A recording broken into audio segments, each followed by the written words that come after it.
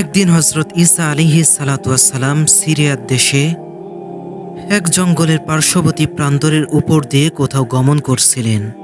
তখন তিনি পথিমধ্যে একটি মৃত মানুষের মাথার খুলি দেখতে পেলেন। তিনি আল্লাহর কাছে মোনাজাত করলেন, হে মাবুদ, তুমি এই মাথার খুলিটির তথ্য জানিয়ে দাও। হজরত ঈসা আলাইহিস সালাতু ওয়াসসালামের মোনাজাতের উত্তরে আল্লাহ তাআলা বললেন, তুমি ওই খুলিটিকে জিজ্ঞেস করলেই সবকিছু জানতে পারবে। তখন হজরত ঈসা আলাইহিস সালাতু ওয়াসসালাম খুলিটিকে বললেন, হে খুলি, আল্লাহর হুকুমে তুমি আমার প্রশ্নের উত্তর দাও। সাথে সাথে খুলির ভেতর থেকে আওয়াজ বের হলো, লা ইলাহা ইল্লাল্লাহ ঈসা রুহুল্লাহ। তখন খুলিটি বলল, হে আল্লাহর নবী ঈসা, আপনি কি জানতে চান জিজ্ঞাসা করুন। হজরত ঈসা আলাইহিস সালাতু ওয়াসসালাম তার নিকট জিজ্ঞাসা করলেন, বলো তো, তুমি কি পুরুষ নাকি মহিলা, পাপী নাকি পুণ্যবান, ধনী না দরিদ্র, লম্বা না খাটো, দাতা না বখিল ছিলে, আর তোমার নামই বা কি ছিল? খুলি উত্তর দিল, হে আল্লাহর নবী, আমি দুনিয়াতে জীবিত থাকা অবস্থায় জনক বাদশাহ ছিলাম। আমার নাম ছিল জমজমা। আমি দানশীল এবং নেককার ছিলাম। আমার আকৃতি ছিল লম্বা। আমার অসংখ্য ধন সম্পদ ছিল। কোনো বিষয়ে আমার কোনো দুঃখ ছিল না। রক্তবর্ণ পোশাকে সুসজ্জিত ৫,০০০ অতি সুন্দর যুবক আমার গোলাম ছিল। হে আল্লাহর নবী, আমার জীবনের আমোদ প্রমোদ জমজমের সব কথা শুনলে আপনি বিস্ময় বোধ করবেন। হে আল্লাহর নবী, আমার অধীনে শত শত রাজা বাদশাহ ছিল। আমি যুদ্ধের মাধ্যমে তাদেরকে আমার অধীনস্থ করেছিলাম। আমার সৈন্যবাহিনীর বিশালতা ও যুদ্ধের বর্ণনা শুনলে আপনি অবাক হবেন। আমি ৪০০ বছর যাবৎ সর্বভক্ষম ক্ষমতার অধিকারী ছিলাম। আমি একজন সাহসী বীর ছিলাম। রূপে গুণে সেকালে আমার তুল্য কেউ ছিল না। আমি প্রতিদিন ১,০০০ স্বর্ণ মুদ্রা গরিব দুঃখীকে দান করতাম। হাজার হাজার ক্ষুধার্তকে আমি আহার করাতাম এবং হাজার হাজার বস্ত্রহীন মানুষকে আমি বস্ত্র দান করতাম। তবে এক নিরাকার সর্বশক্তিমান আল্লাহ তাআলা নামে একজন আছে, তা আমি জানতাম না। আমি ছিলাম অগ্নি উপাসক।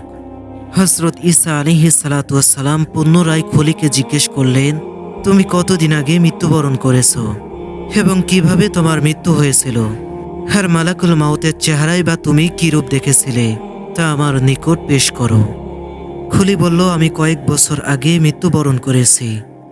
হজরত ইলিয়াস আলাইহিস সালাতু ওয়াসসালাম সেই জামানার নবী ছিলেন।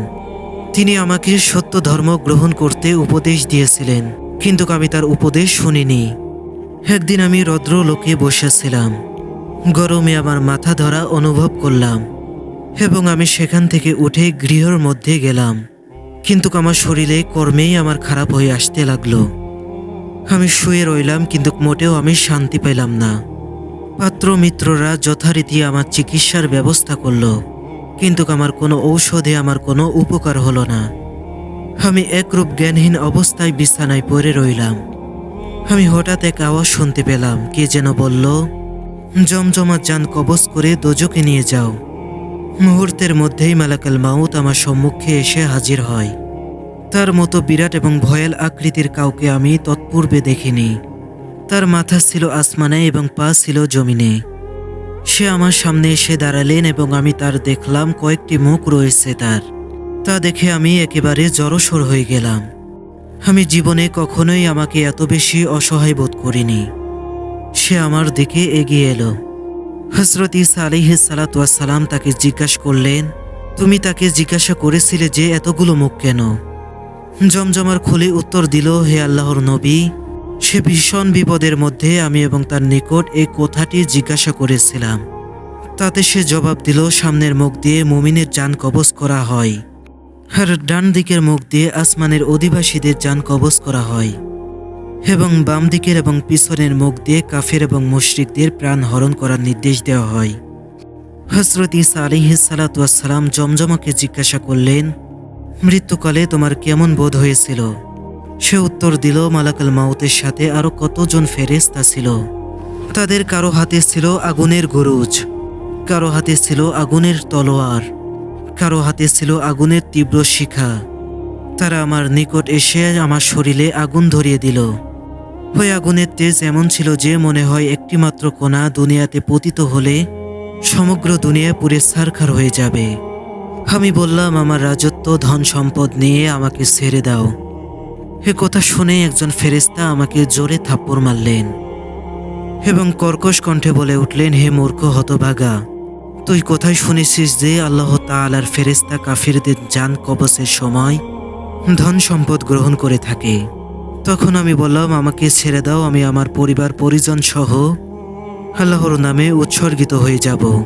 জমজমা বলল, হে আল্লাহর নবী, কি বলবো, প্রাণ হরণ করতে আমার এত অধিক বেশি কষ্ট হচ্ছিল যে মনে হচ্ছিল আমার উপরে একসাথে 1000 তরবারি আঘাতে পতিত হচ্ছিল। তারা আমার প্রাণ বের করে নিয়ে গেল।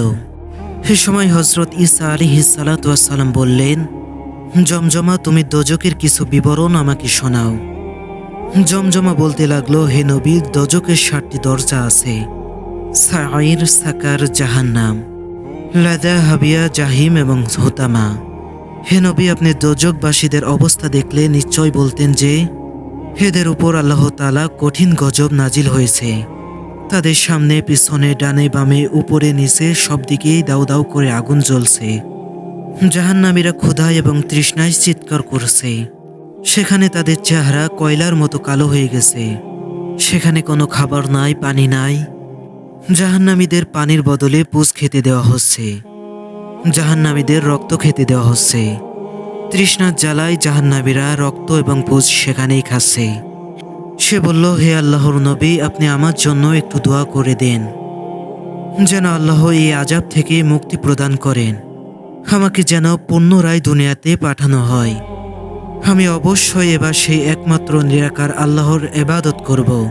হযরত ঈসা আলাইহিস সালাতু ওয়াস সালাম তার জন্য দোয়া করলেন, হে মাবুদ, আপনি পরম দাতা এবং দয়ালু এবং অপরাধ ক্ষমাকারী।